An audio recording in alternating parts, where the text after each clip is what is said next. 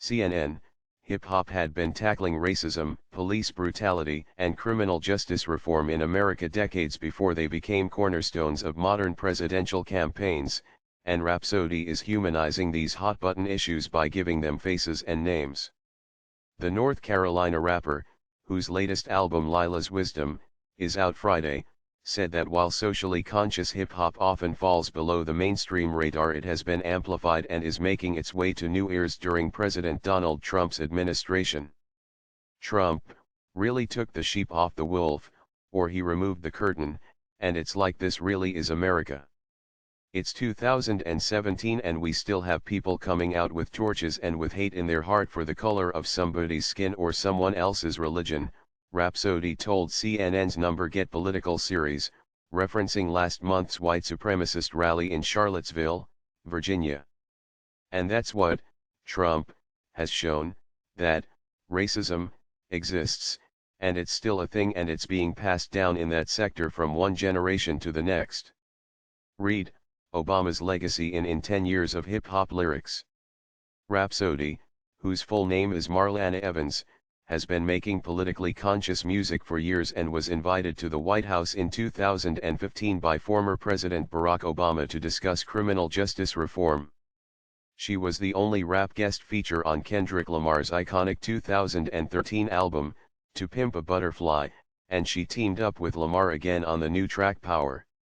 Laila's Wisdom includes other politically infused songs like Ridin', Jesus Coming, and Nobody, featuring Anderson .Paak, Black Thought, and Moonchild.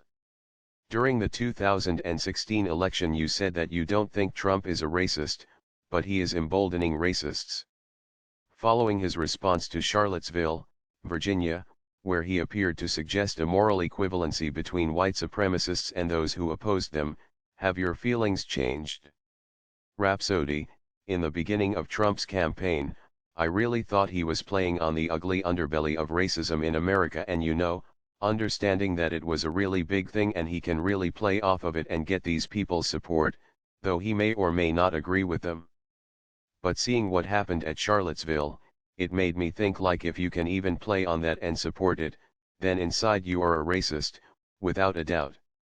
I can't see anybody not being a racist but supporting racism and that being okay, so my comments earlier, I definitely take that back and I feel differently about Trump as a human. You've been addressing social issues for years. What's it like seeing other musicians speak out in the Trump era? Rapsody, seeing all the political inspired songs by my fellow peers in the industry, whether it's hip-hop or another genre, I think it's a beautiful thing. One of my favorite quotes from Nina Simone is, "It's the artist's job to reflect the times. We're here to speak for the people again, to give a voice to the voiceless, to report, to tell what's going on in our neighborhoods and how we're affected by it."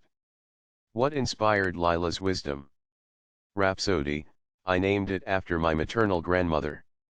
When I would come see her, all the time she would always have this quote, and it would be, "You came to give grandmother her flowers," and it was basically about giving people your time and love, while they're here and, you can, still smell them.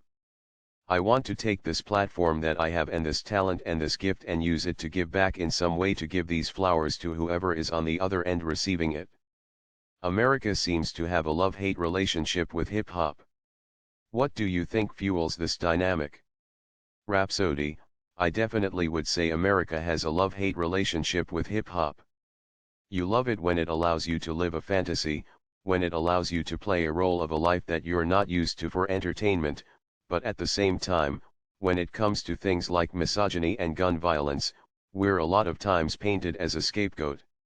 A lot of times hip-hop is just telling stories of what is happening in America. Misogyny is not a hip-hop thing, it's an American thing, and we see that at the highest level with some of the comments of the current president. Gun violence isn't a hip-hop thing, it's an American thing. Hip-hop didn't bring guns into those neighborhoods. Somebody had to bring those in, and it wasn't hip-hop, but hip-hop is gonna tell the story about it.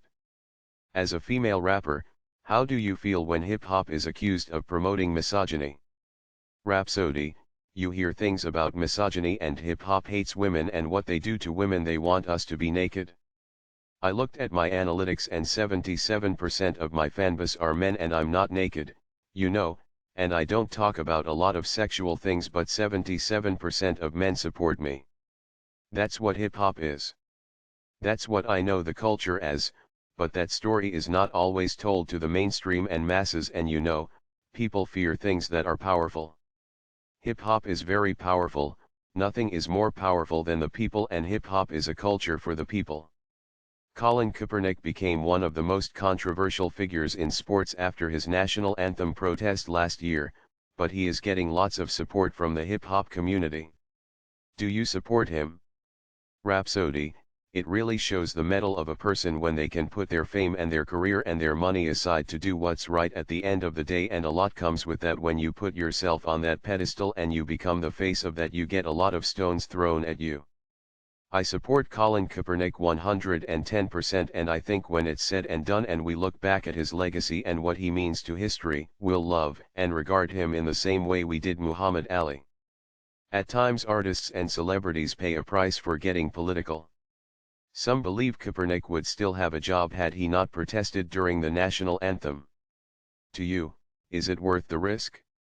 Rapsody, at the end of the day, I'm always about telling the truth and doing what's honest and doing what feels right to you, because at the end of the day you always have to wake up, look yourself in the mirror and be proud and be confident and love yourself.